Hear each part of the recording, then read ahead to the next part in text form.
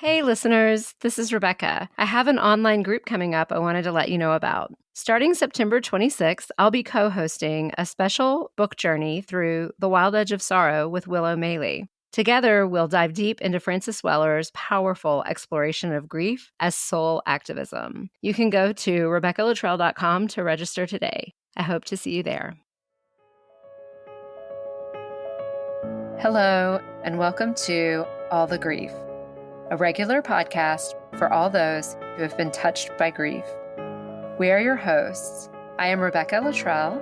And I am Andrea and Rebecca. We are two friends, a therapist, and a social scientist, both highly sensitive, fellow grievers, here to share our hearts as we talk about all the grief. Hi, Rebecca. How are you this morning? Hi, Andrea. I'm doing well. How are you? How is your heart this morning? It's good. My heart feels pretty full. Bryce and I had dinner with some friends last night. It was just so good to connect. We've been trying to be really intentional about, as our society is right now, having community is not always an easy thing. Like, it's something really intentional that you have to do.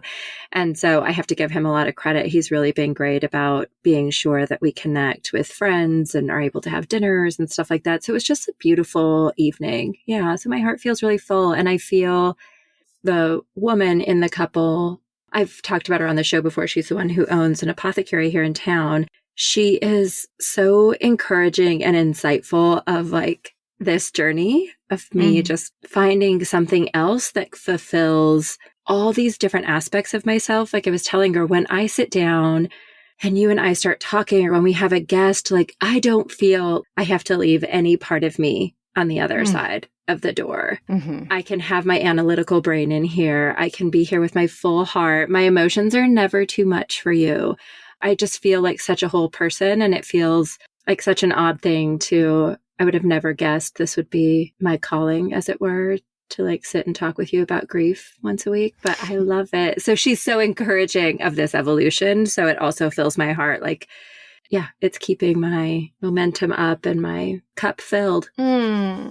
How's your heart? Thank you for that. My heart in this moment is just bubbling up. You're right. There's something that sort of all the noise of what life should be kind of clears away whenever you and I sit down together to do this. And I feel so clear that this is part of what should be happening in life, and grateful that it gets to happen. And it's a labor of love in so many ways. I wouldn't dream of not doing it. And I just love the way that we also keep coming up with so many things that we can keep talking about. Yes. Yeah, these are conversations I want to be having. And likewise, I feel I agree with you on the community piece and having intentional time with people that you love, conversations that are nourishing. And I had breakfast with my friend Laura, Laura, on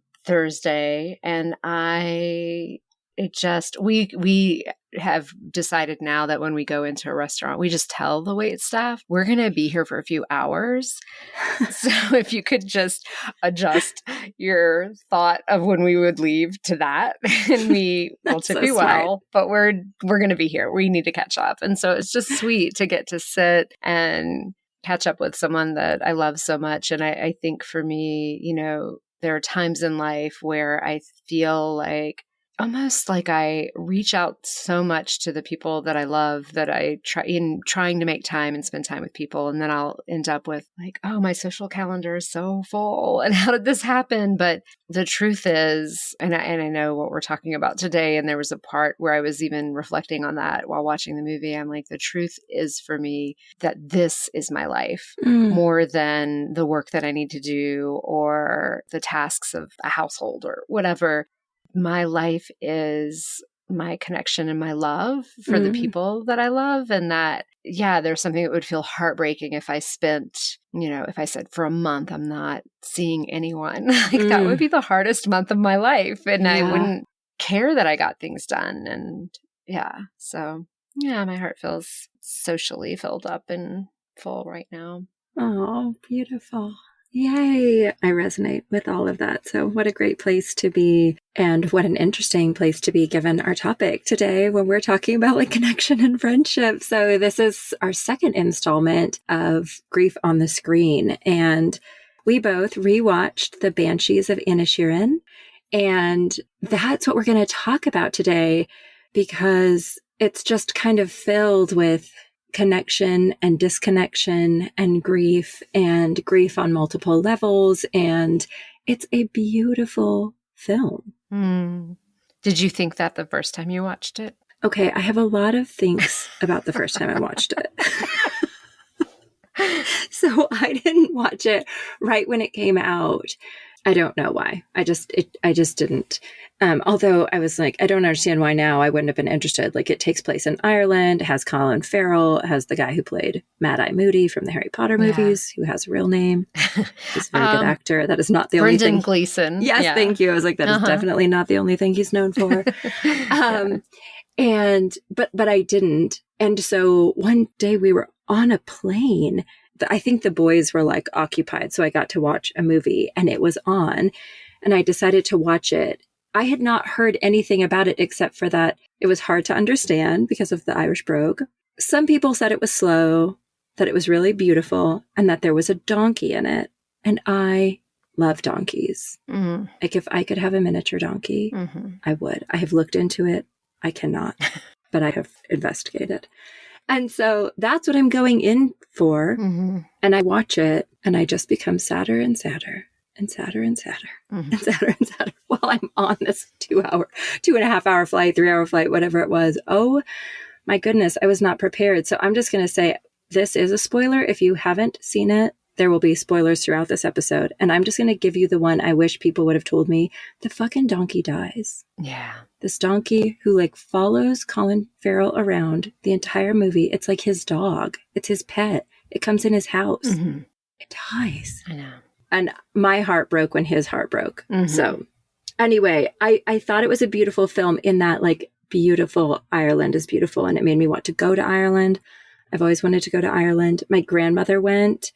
And I just remember her talking about like why it's called the Emerald Isles, you know, just how green it was and like you can't even imagine it and how beautiful and soft it was. And so I've always wanted to go and it made me want to go, but it was very sad. Yeah. It was very sad. I was very upset. Nobody told me.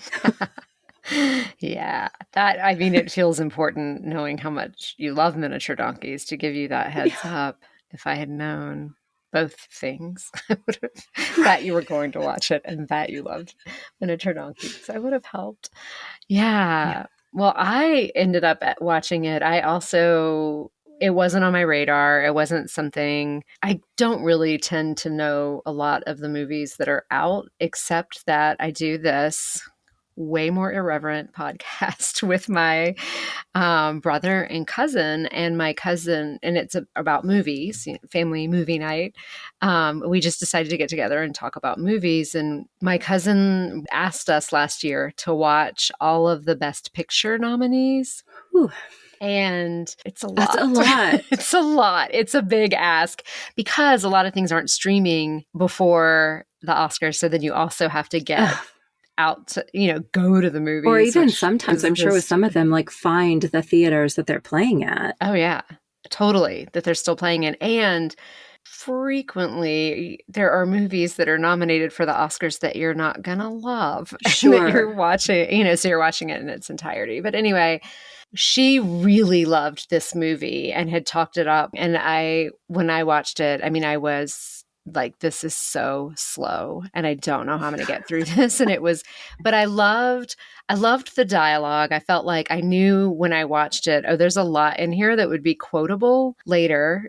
Words like rowing, that means fighting. It's like, were you rowing? Are you rowing? And then just started kind of bringing that around and everyday talking like, oh, we were rowing. Like, yeah. Their way of saying fuck, feck. He's feckin'.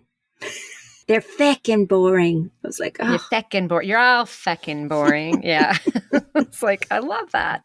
So yeah, big fans of the word fuck. And so I liked it. And I sort of kind of came up with, it was like, that is the most gruesome setting of a boundary that ever happened on screen. Oh my gosh. Yeah, that was gruesome. Yeah.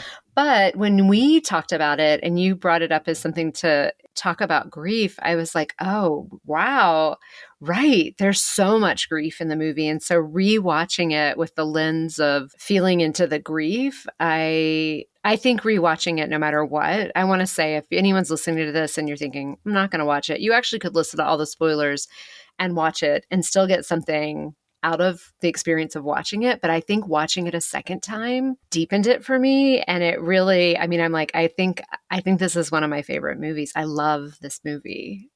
And that really shifted. I didn't mind the slowness.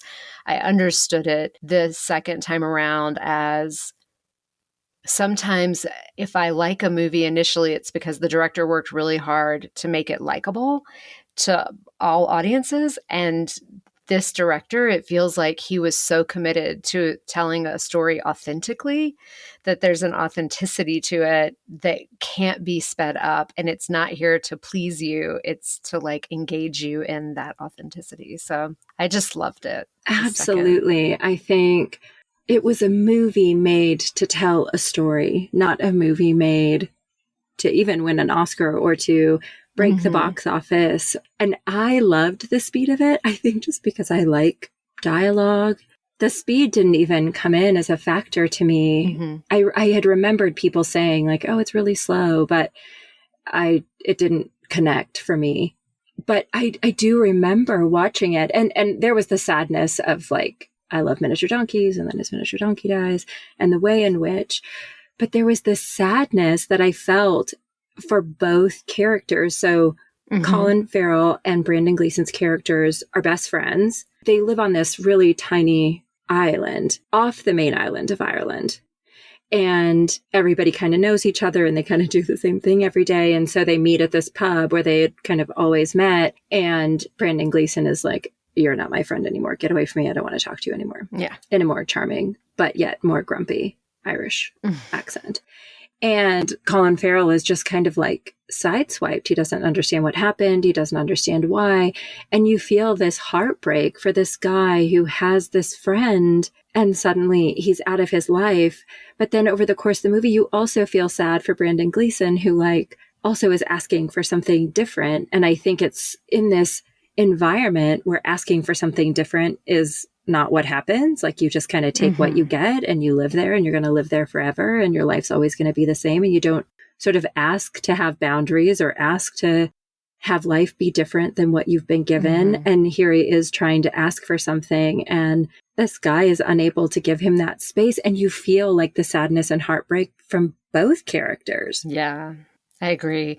And I think that struggle also shows up with Siobhan. Colin Farrell's character name is Patrick and his sister is Siobhan, and you feel the sadness of wanting something different and how much work it takes emotionally and even practically to say, I'm going to break out of the status quo of this life on this island. But I'd love to start like going back, and we'll just focus on Colin Farrell's character, Patrick. So the movie starts and he couldn't look happier in this sort of idyllic setting, like the Emerald Isles. It's like a rainbow in the background. And he's just saying hi to everyone. And you have this sense of like the sweetness of a small town existence. And so, yeah, he's going to meet his friend at 2:00 like they always do and walk to the pub together. And does he just not answer the door? Yeah, he doesn't answer the door. He's in his house. I think he looks in the window and he's in his house. He's just sitting there, but he's not answering the door. Oh, yeah. He knocks on the door. He doesn't get an answer. He looks in the window. He sees his friend sitting there smoking a cigarette. And he's just like, okay, I guess I'll go to the pub. So he goes. And immediately, I mean, this is a break in the norm.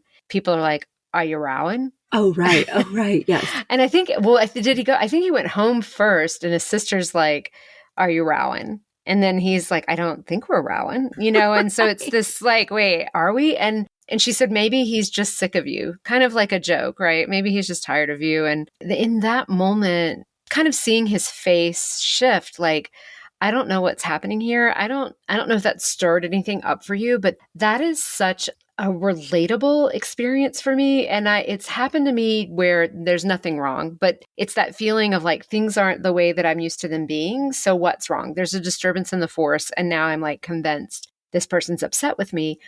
And I always trace that back to being bullied. So there was like a group of girls I was friends with, and then they turned on me. And it was this weird thing where I was like, I don't know what I did, and I don't know why I'm hateable. And so that feeling that lives in me, I mean, that's what felt so acute, watching Patrick try to reconcile what just happened.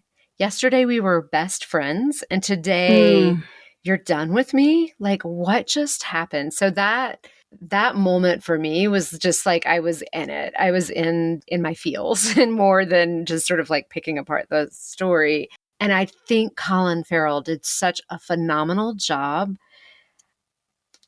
like with what I will say, what I'm calling slow is just so many moments of silence and not dialogue. And his face, as like his face is like, he's a character actor. I mean, he is in this character who's genuinely confused, hurt. You can feel the like trying to make sense of it and trying to understand. He's like, at least I don't think we're rowing. Maybe we are rowing. Maybe I was drunk and something happened, you know, just working so hard to like, how do I make this right again? Because this is my life. This is my best friend, you know, that, I mean, I can relate to that. So yeah, I'm curious where, like, when it's starting and the story's unfolding, kind of how you were relating to that initial storytelling and Well, grief. I love that you call out at the beginning when everything is so bright. I mean, it's like the lighting is different, you know, so it's like that starting out of the happy-go-lucky. And it reminded me, I love what you're saying and can identify with those moments where suddenly things shifted. Like in the movie, I didn't necessarily do something. It just, it was a shift in the force. Like it was just like we were friends and now we're not. And this is what life looks like. And it was so different. And I remember that being such a shocking milestone for me. And I think about it in relationship to grief, where you can just feel like life is moving at this. I mean, in the movie, Patrick is content. Like he's so happy, you know, he's so happy. And then it's like, everything comes to this like confusing and then screeching halt. And then he's trying to just get his life back to what it was. And I think about that moment in grief where it's like the before and after, right? Like it's like there's the lighting is different. And I thought that was a powerful way that it was like his world changing was the way that the director sort of used color saturation and the rainbow and all. We do not see the rainbow, I don't think, for the rest of the film. We do not. And it doesn't end on a rainbow. It does not end with a rainbow, everyone.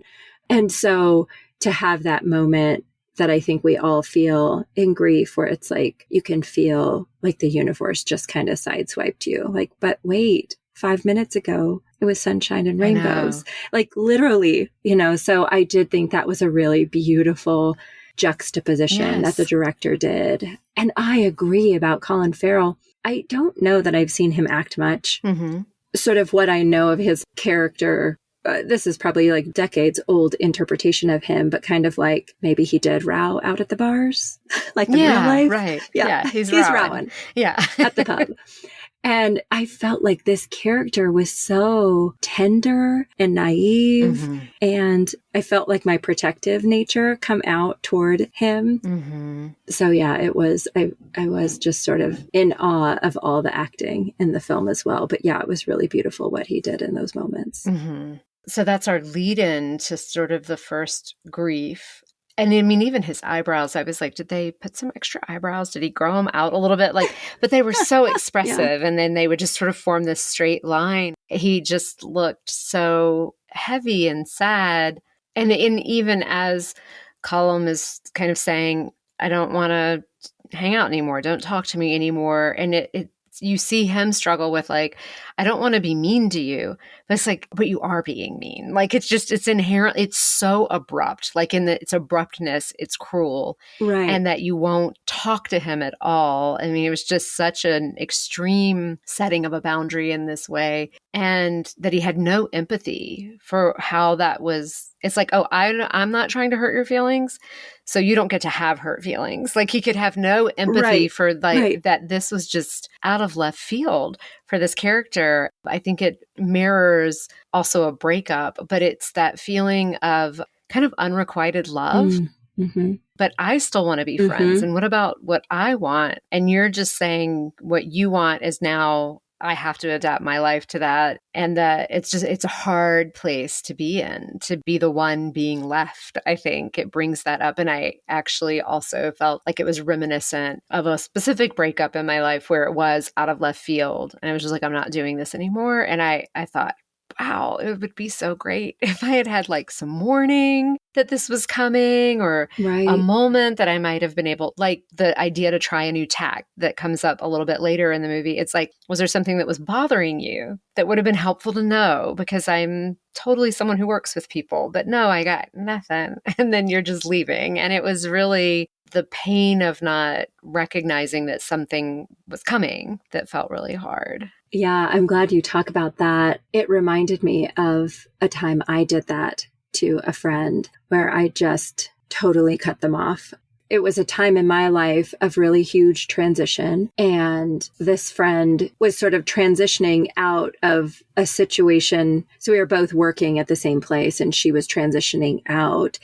And I had to stay there. Like I lived by myself. This was my only, way of making an income. I didn't have a safety net to like go and be a consultant or work on my own or anything. And they did. And so they were able to leave. But then the joy and freedom that she got to experience from it was just I found it really hard for me to be able to metabolize that while I was still there and needing to like be invested. And so I just cut her out of my life. And it was not until years later that I went to her and apologized. I was like, that was so cruel of me. Mm-hmm.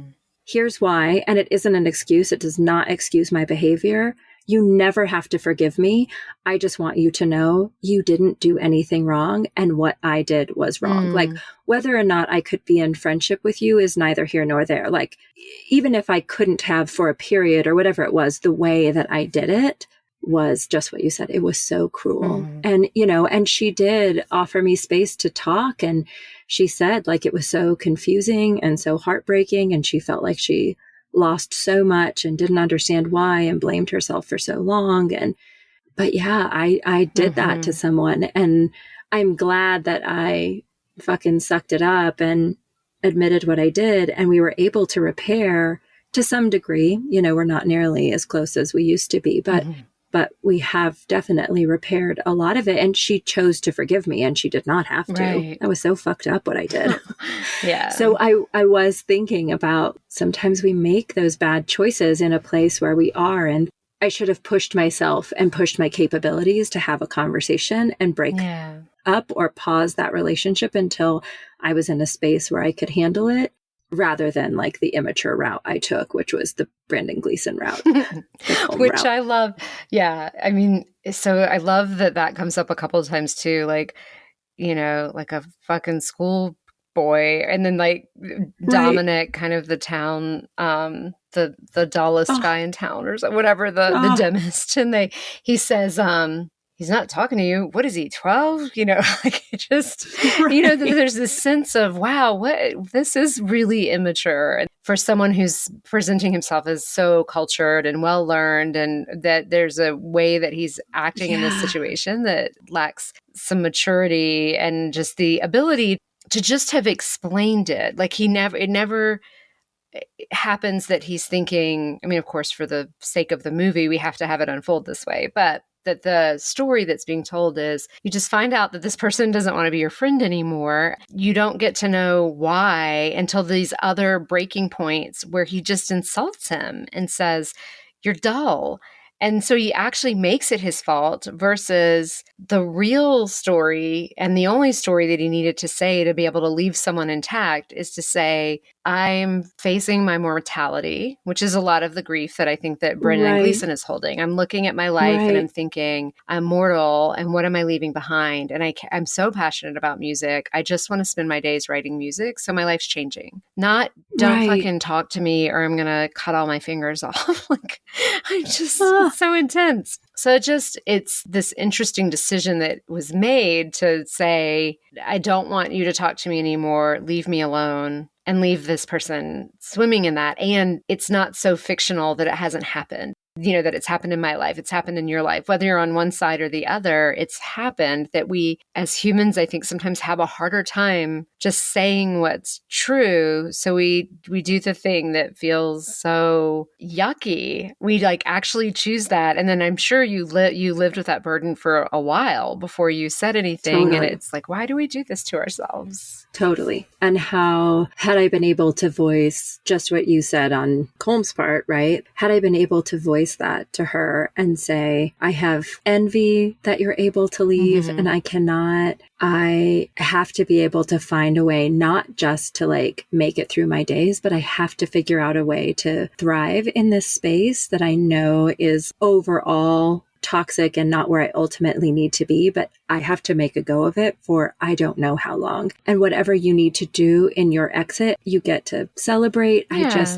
I can't emotionally be in that space. So I just need some time. And I'm sure I'll get there too. You know, I don't know, but had I been able to kind of articulate where I was, then it's up to them if they're able to give me space around that or not, or they still think I'm an asshole or whatever it is. But the way I delivered it, I was objectively an asshole, you know? Right. Yeah. Well, and then there's this overlay that it's, you know, a metaphor for the Irish Civil War. So it's set in the 20s, in that time period, that there's this civil war happening and it's really in the background, but that people are making comments like, who's fighting who?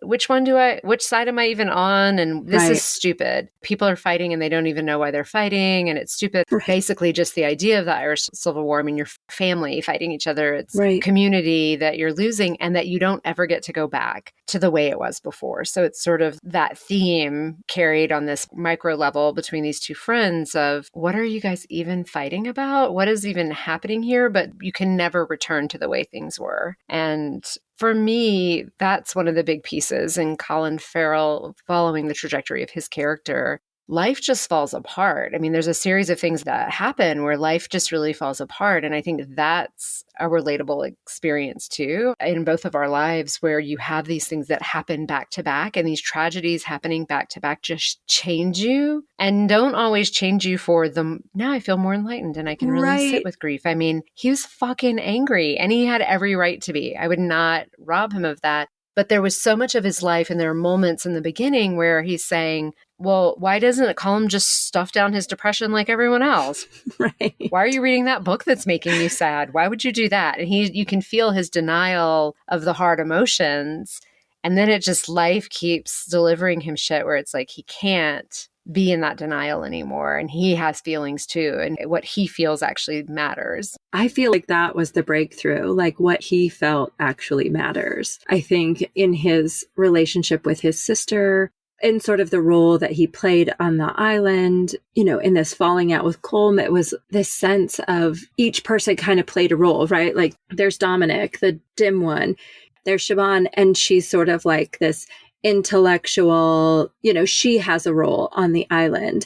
Everyone has a role on the island. And I think there's a moment throughout this where Patrick shifts. I don't know if it's the shift he wanted to make at the beginning of the film, you know? Right. But, you know, where I think he does embrace more than just, I just take everything that's coming to me, you know? Yeah, it's true. And it's, there's so many salient directions to take that. I mean, just to kind of bring in a few other characters and then we'll just talk about this moment that his life is falling apart, but it's helpful to know these other characters. And so there's Dominic, the dim guy in town who sort of seems a little creepy in some ways too with women, or something, that he's been kicked out of the bar because of it. And he's asking Padraig weird questions, like, have you ever seen your sister naked? And it's like there's something off about him, and that's made really clear.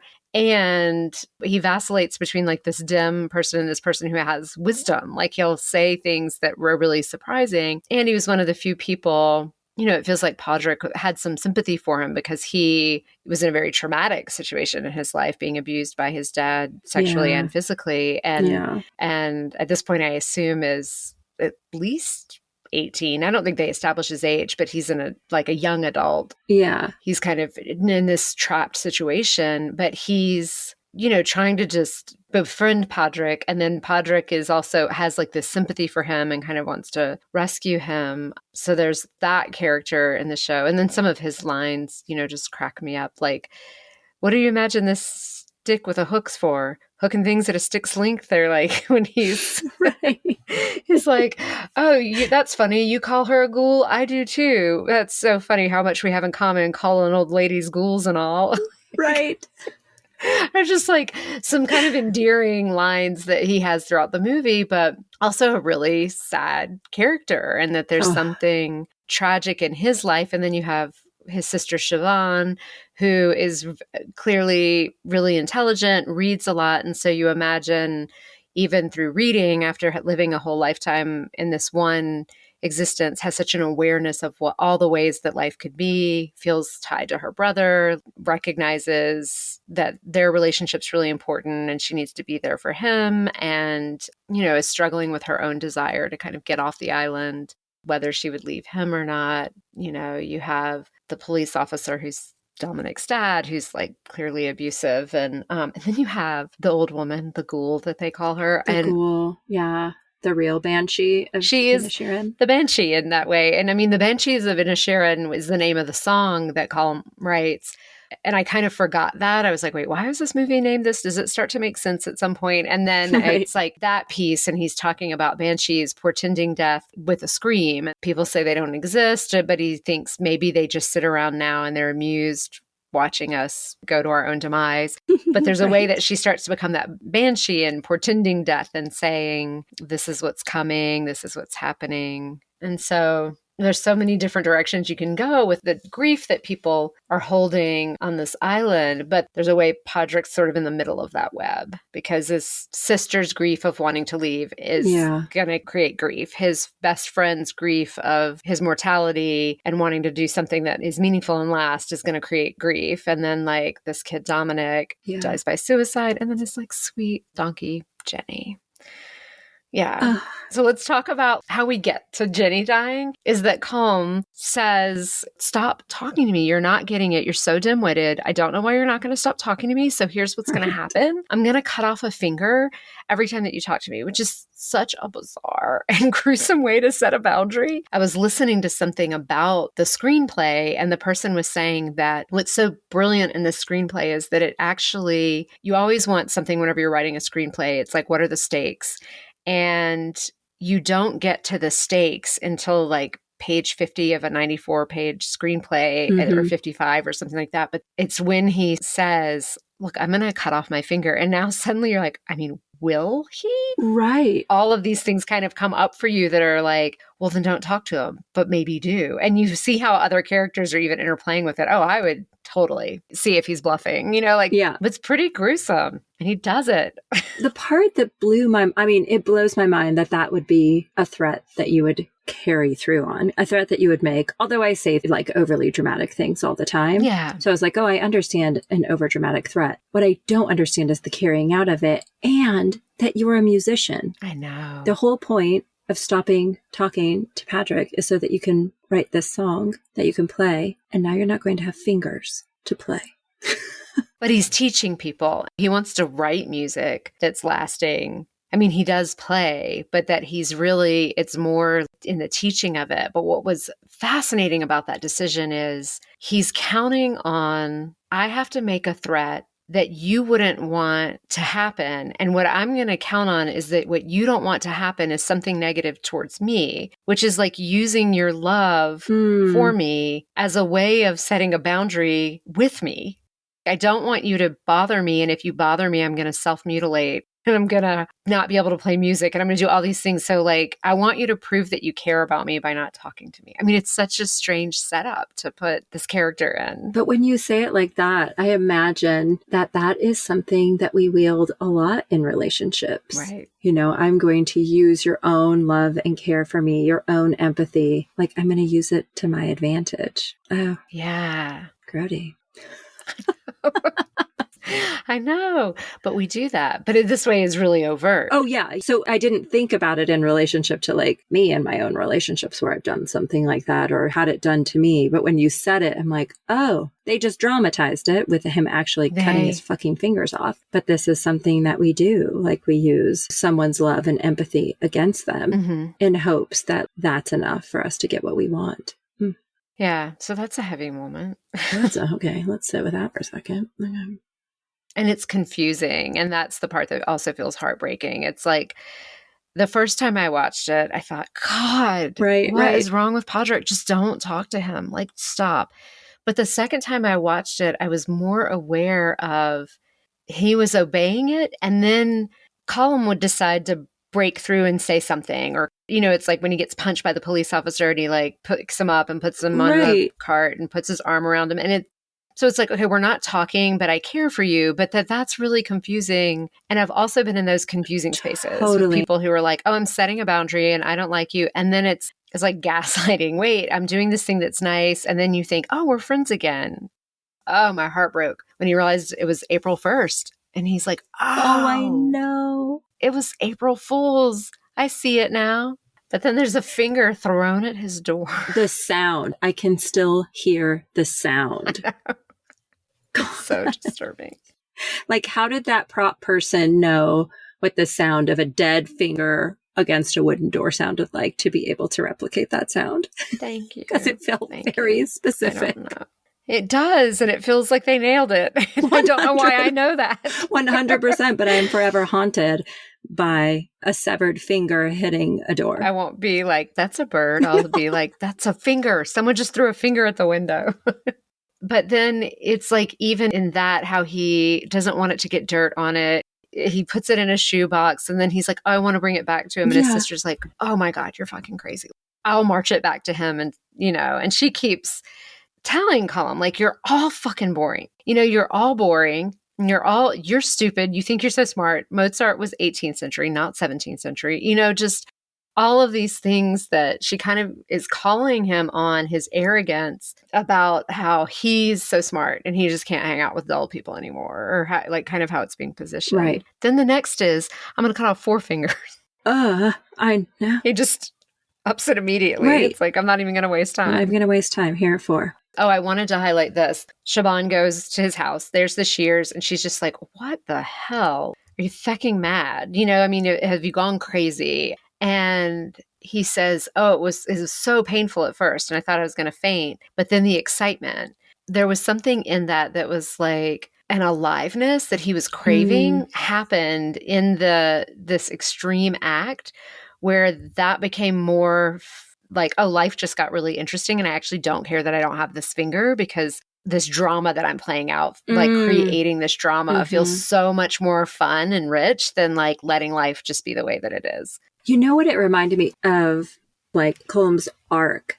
I don't want to be this boring person. I want to write music. I want my music to be lasting. And then I'm getting some level of satisfaction out of my own drama, even if it's at my own expense. It actually reminded me of our conversations about mortality and the book 4,000 Weeks that we did last year, in that idea of cosmic insignificance. Pursuing things that fill your soul, like do that, pursue things, you know, that fill your soul and make sure that your life has time for those things.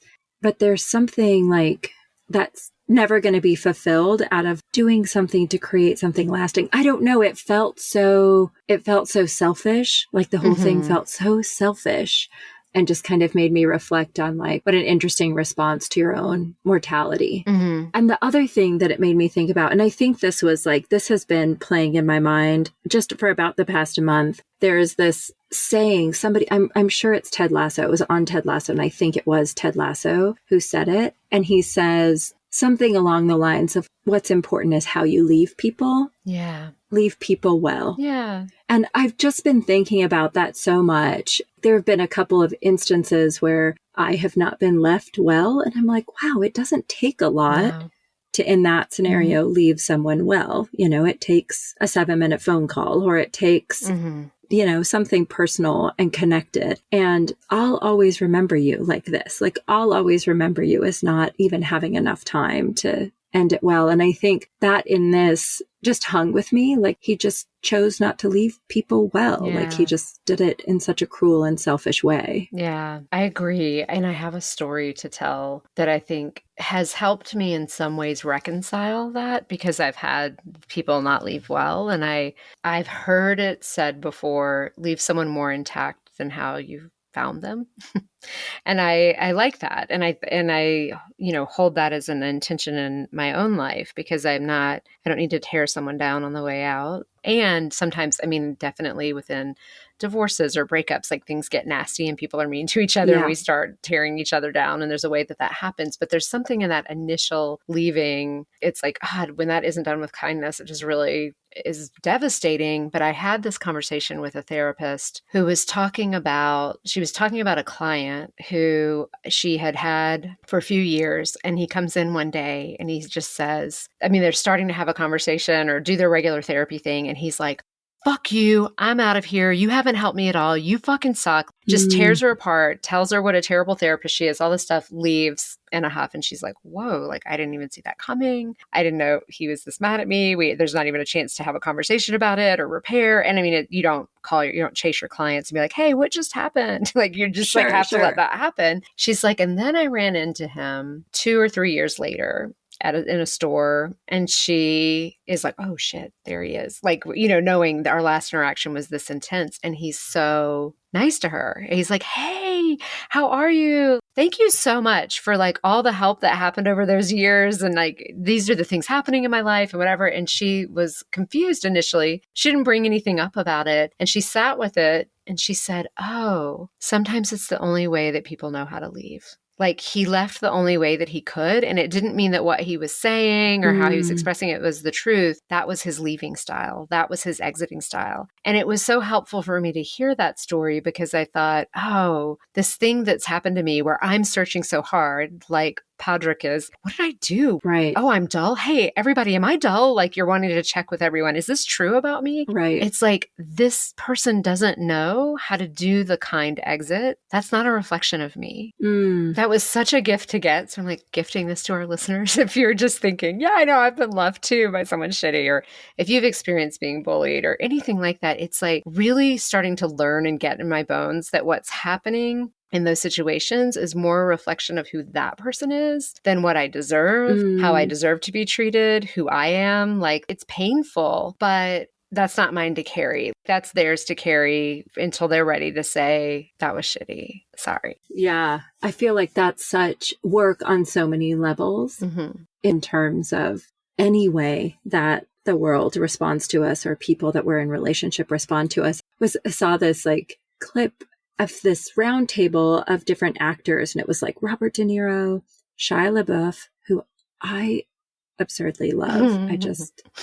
I love him so much. And Tom Hanks, Jamie Foxx, and there may have been others. And Tom Hanks is saying, like, I wish somebody would have told me this too shall pass. You're down, everything is hard and difficult, and you don't know which way to turn. This too shall pass. And then he says, you're on top of the world. You feel like you've gotten your shit figured out. Everyone understands you. This too shall pass. And so I think about that when I think about my response to people I'm in relationship and how they respond to me, because I can't pick and choose. I can't be like, well, when you respond to me in a way that's like mean and diminishing, I'm not going to pay attention to it, but I'm going to give a whole lot of value when you respond to me in a way that's super validating and makes me feel really special and loved. Like I have to hold all of it and just focus on like who I am at my core. I wonder if Patrick even had the chance to know who he was at his core, like set up in this small town on this island where nothing's ever expected to change. People aren't expected to want something more. Like you are who you are. Your situation is what you got. You just go on living and be grateful. Right. So it's like he didn't even have that opportunity to know who he was or what he wanted.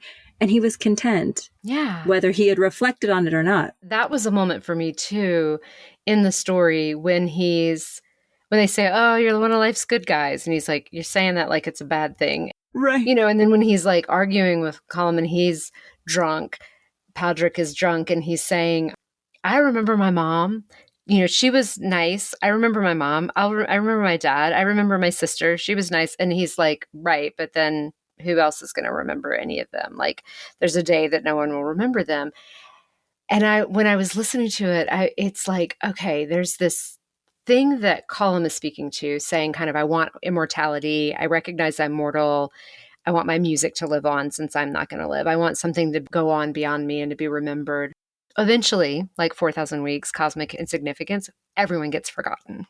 There is no immortality. Everyone's going to get forgotten. But what Padraig is arguing in that moment, I was like, gosh, I can feel the tension of these two ideas and the tension of, I want my life to have made a difference. I want to do something more significant. I want to break out of the norms of the life that I've been in. And then the fight for like, but isn't life, can't it just be simple? And can't it just be about loving the people that you love and being kind to them and being a happy person in that? And I think sometimes I skew on the side. I think in a lot of my life, I've skewed on the side of, I want more. I don't want to stay in my hometown. There were all these ways I've been pushing myself when this idea of growth, pushing myself to grow. Where are my edges? Where are the places I'm not comfortable? How do I become more comfortable with that? And then I'm starting to find myself in a place in life right now where I'm like, I just want it to be simple. I would love the same routine every day. I just want to hang out with the people I love, and that is all that matters. And so it's like the tension between those two ways of being in life, I can just feel inside of me. And I kind of am siding more with Padraig. I just want my daughter to remember me, and maybe she'll tell her grandchildren about me, or just the people I love to remember me in their lives. And that's plenty. It's okay. And like, this is life. We eventually get forgotten, and just that was coming up for me. That's so beautiful. I mean, I think we all fight with this. I think right now I am definitely more in the space where you are of it's the little moments. It's the relationship between me and my kids, me and my husband, me and my friends, me and my family. Those matter so much. And it's such an interesting thing to say as two people who are putting a podcast out into the world. You know? We are doing a thing that's growing our edges. Yeah. That we are doing a thing and we do want it to reach more people. I don't have any imaginations that like this little podcast will like paradigm shift the way that we, as particularly as Westerners, Americans, incorporate or like ignore grief. What my hope is that whoever's listening, it shifts them, you know, that it allows them more space. So I still think of it as like an individual relationship, you know, in some way, like you and I are sharing and we're so vulnerable, and we're vulnerable so that others can tap into their own vulnerability. So even though we're making a podcast, it still feels relational, micro versus macro. Yeah, it still feels relational. So the idea of like having something that lasts, you know, I think about all of the amazing musicians who are making music, or all the amazing writers, and how very few of them, because of the mechanics of industry, entertainment industry, how few of them rise to the level of even present day notoriety, much less into forever. Whereas if I'm sitting in someone's living room and listening to them play a song, like I'll carry that in my heart. You know what I mean? I think it's just like revisiting maybe what we think is legacy. And to me, it still comes down to like being remembered well. Yeah. We talked about this ages ago, I feel like. It's like when we die, what do we want people to remember us for? Right. And I'm thinking of, there's a book, Stephen Jenkinson, I think it's called Die Wise. Anyway, he talks about in it, he has so much disdain for this idea of how you want to be remembered. And he's kind of like, people are going to remember you how they remember you. And you don't get to control that. So stop trying to control that.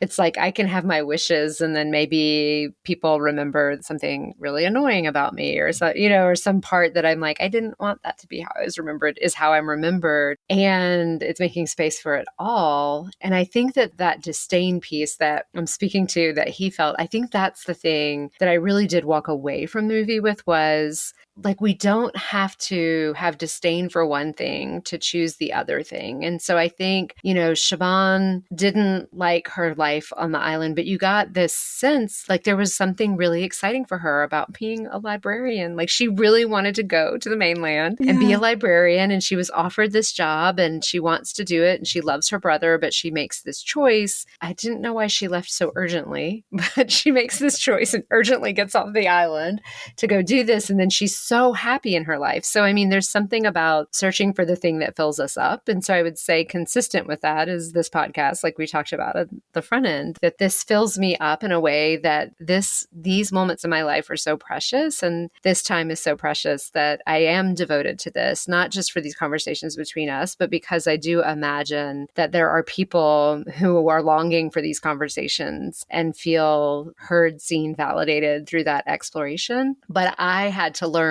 in my own experience of life to stop doing the disdain thing. And I mean, it's not that I'm great at not being prideful, but it's just like, how do we stop thinking what I'm doing is the best and what you're doing is dumb? And so it's just like everyone being so hard on Patrick. And he chooses his life in the end. I mean, he does write a letter to Siobhan. He's like, no, thanks. I'm not moving to the city. And he doesn't even admit that Jenny died. I know. He also chooses, because Colin's like, all right, truce in his own words. Yeah, kind of fucked up way. And he's like, yeah, no, there's no truce. Yeah. If you would have died, this would be over. But since you're still alive, it's on. We'll never go back to that. It was so intense. And I think the other moment, and we haven't talked a lot about Dominic, but he's such a tender, beautiful character. Barry Keoghan, his portrayal of this kiddo who is multifaceted. I mean, I think there were probably some mental faculties that were less than, I think they call it dull or dim in the film, which was probably appropriate for the 1920s. But he was, like you said earlier, he was also this like very wise soul and able to see things. And I think throughout the film, he also represented this innocence that was left sort of unprotected. And I think by the town, like people knew that his dad, who was like the chief of police or something, right, abused him. And no one really stood up for him except Patrick, who had let him come stay at his house. And, that scene where they fight in the street and they have that conversation when Patrick has told the lie to the new guy that Colm has been spending time with around music. And he tells the guy that his dad died and he's got to go back. And Dominic is so just like in shock and is like, oh my God, you're one of the bad guys too. Yeah. Then a few more things happen and then Dominic is found dead. And it's just so heartbreaking because in that moment, Patrick kind of chooses the dark side. Yeah, he does. Yeah, and kind of lets go of his own innocence. And there's a balance because I think there was a lot of denial in his innocence, but it kind of shifts to this black and white and he just chose the dark side. And I think that's what we see in that very end. Like, yeah, I burned your house down. I did save your dog, but this isn't over because you're still alive. Yeah. Well, and I think that the decision to follow the dark side, I feel like you see the points where he's saying, oh, he actually likes you when you're drunk and you're mean. And so it's almost like here's this reinforcement that says, that's the you that's likable. And so he's thinking, oh, this makes me interesting. And so even in telling the story, here's what I did to the guy. I told him his dad died and he's kind of bragging about it. And then it's like, no, now you were supposed to be one of the good guys and now you're as bad as they are. And what Colin is like here's this best friend who keeps saying like, oh, that was the most interesting he ever was, coming here and yelling at me. And so then he's like, I came in here to kick your door and give you a slagging. And he's like, great, you did it. You can leave. He's like, I'm not done. I'm done kicking the door, but I'm not done giving you a slag. Yeah. The dialogue there was so great. I mean, a lot of things that started to really show Dominic's brokenness. I think that role was really well acted as well because it was so believable. I was just like, that is that person. If you told me, oh yeah, they found this guy on this island in Ireland and they just had him be himself, 100%. I'd be like, yeah, okay, I buy it. Me too. Like now I see him and I'm like, I know. Oh, that's not you were that wasn't acting. you. I mean, and he dies, but there's sort of an insinuation in the movie. There's a lot of themes of depression in the movie, which I feel like could be really hard if depression is a constant struggle for anyone who would watch it and feel that piece. Like, yeah, there's this sort of unresolvable nature of it. And so there is this feeling, did he die by suicide or did he just fall in? But there's a moment where Siobhan's out by the water and it even feels like she has really, she was crying maybe the night before and there's a feeling, is she going to jump in the water? And the old woman, the Banshee, is sort of signaling, come here, and she looks confused. But then Dominic comes up. They have a weird exchange. Basically, he realizes she'll never be in love with him. Yeah. The last line he says before we see him dead is, I'm going to go see about that thing I was going to do before this, which feels like a kind of flimsy excuse to get out of a conversation. But I kind of was left with this question of, was he thinking about dying by suicide because Podrick's no longer one of the good guys? It's out that his dad not only physically abuses him, but sexually abuses him. Right. And just the heartbreak of all the things happening around him. And then like this one, well, there goes that dream. His one dream that he could have this person. So it was like, yeah, I don't know. And you can just feel the heaviness of that character. And this mix of like the sadness and the simplicity of him. It was beautiful. He did it so well. And it was just such a beautiful thread throughout. And I agree. I assumed immediately that he had died by suicide. And I think in the role of innocence that he played and like neglect on the part of this community. Yeah.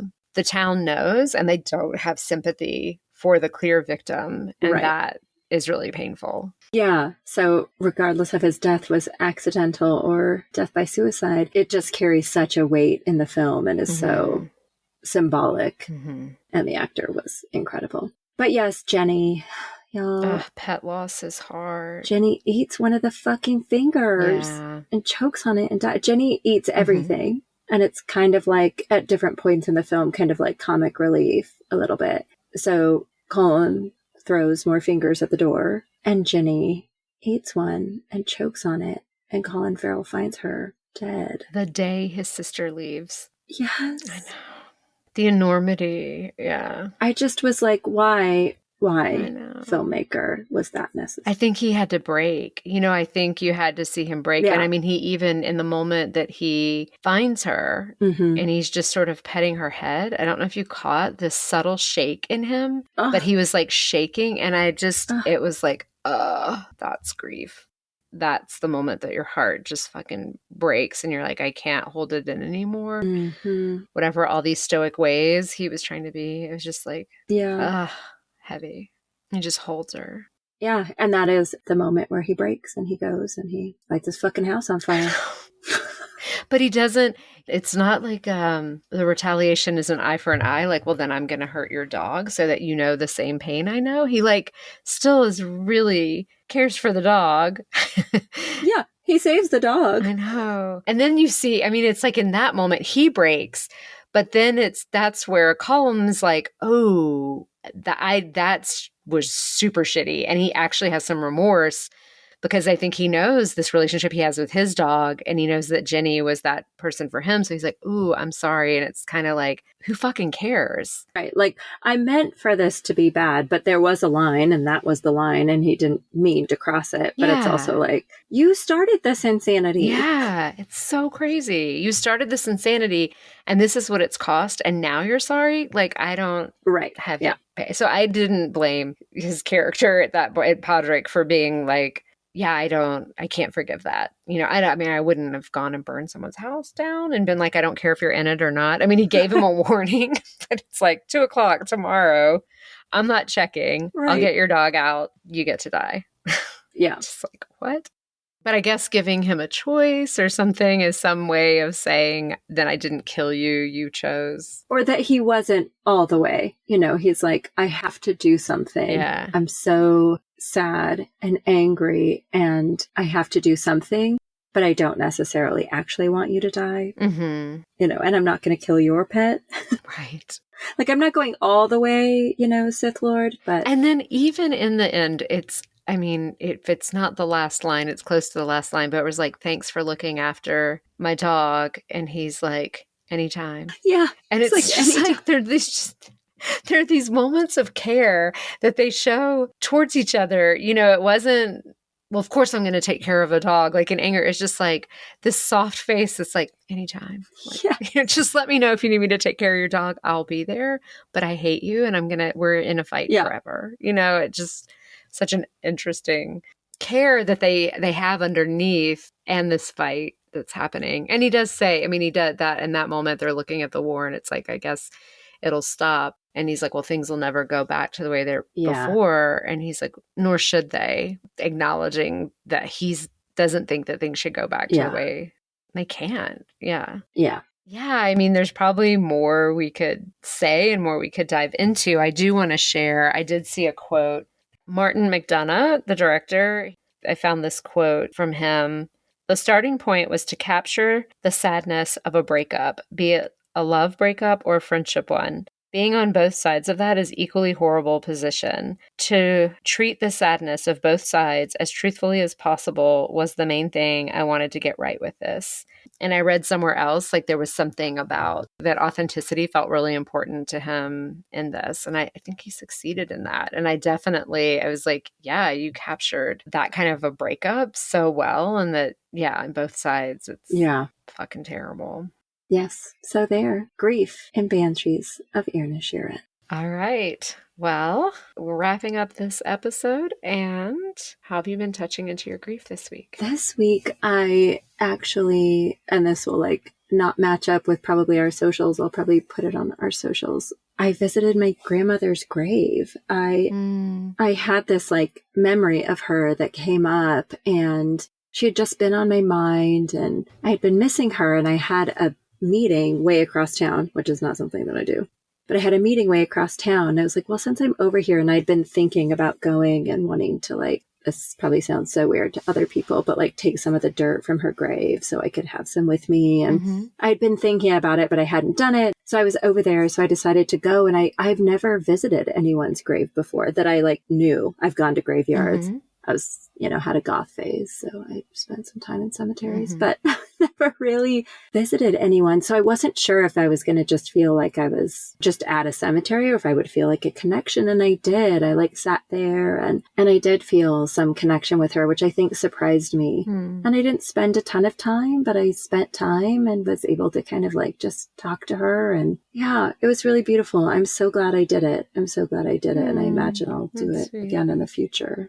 How are you touching into your grief? I'm actually currently preparing a group. Willow, who we interviewed on estrangement grief, and I are co-facilitating a group for the book, The Wild Edge of Sorrow. So I was dipping back into that material and, looking at some different pieces and sort of thinking about how I would structure the group. Even though that's a very linear sort of business-minded part of my brain that's preparing for a group, you don't read a single quote of Frances Weller's and not suddenly find yourself right back in present with the grief work and grief work as activism. So that's been really just nourishing in a way, to be feeling into how important it is to keep bringing grief work to our world and touch into our own grief and all of that. And so then there's some things on offerings on his website that are, it's $200 for this PDF or whatever. And I was like, no, I can't right now. But then there's a PDF book that looked really sweet and it's sort of by donation. And so I plan to get that because I just feel aware of he is living the grief activism, walking and talking, being that life, and I love all of his work. So I'm like, well, I can do a little donation and support and keep touching into my grief through the magic of the way that he has of It's like sometimes I think touching into grief can be so heavy, but when you have someone who can bring you into the depth and the heaviness, and then in a way that you feel held, and also a lightness or a richness, and he has a gift for that. So yeah. Yes. Yeah. I agree. Yeah. That's what's up. Beautiful. You mentioned at the top of the episode that you have another podcast. It's called Family Movie Night. And it's fun and charming and entertaining, and I love it. So I definitely, in rounding out your podcast listening, I definitely recommend folks going over there. It's such a different vibe, but yeah. it's so different. It's so different. I'm saying, like, this is, like purely entertainment. Yeah, it's just fun. And it's really a love letter to my cousin and brother who love movies so much. I'm not a moviephile like them, but they love talking about movies. I don't know how I got included, but I'm like, this is how much I love them. And sometimes I just come on and say, I hated this movie, and and that's funny. So it is funny. I have listened to a few of those, and it is funny. Thank you. All right. Well, until next time, I love you, Rebecca. I love you. Bye, y'all. Bye. Thank you for listening to this episode of All the Grief. You can find us on Instagram at All the Grief Pod. And please take a moment to rate our podcast and share us with your friends. We'd love to keep expanding our reach to all the people who could benefit from conversations on grief. Take care.